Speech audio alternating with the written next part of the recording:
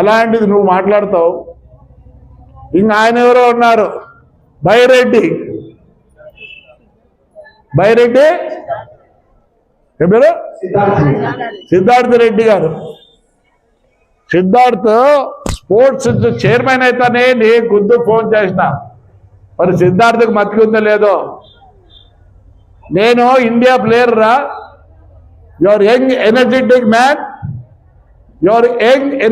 Man, sports గురించి ఆలోచించు, నీకు చదువు ఉంది అన్నీ ఉన్నాయంటే. ఆయన పెద్ద యాస ఏమో, ఆయన అంత పల్లెటూరులో పుట్టిన యాస. ఆయన జోకులు, ఆయన కథ, ఆయన ప్రోగ్రామాలు చెప్తుంటే నమస్కారం మారు పెద్ద ఊరికి వచ్చి ఏం తిడతావు? నేను రాలేను అనుకుంటానవా?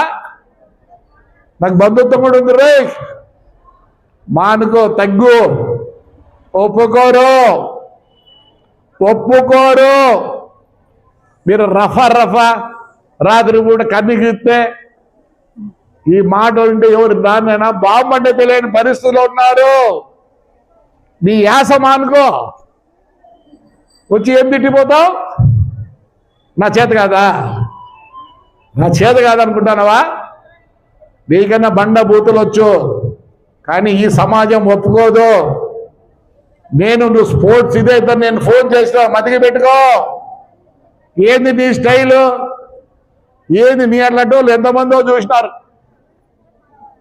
నా గడ్డము ఇది ఉండే, ఇది కూడా సరిపోదు, ఇంకా దండి కావాలి ఎంటికలు. తగ్గించుకో Siddhartha Reddy. Your young energetic, బాగుండు. మీ బండబూతులు నా దగ్గర ఉన్నాయి అన్నీ. నేను వచ్చి తిట్టమంటావా? చెప్పు. సమాజం ఒప్పుకోదు.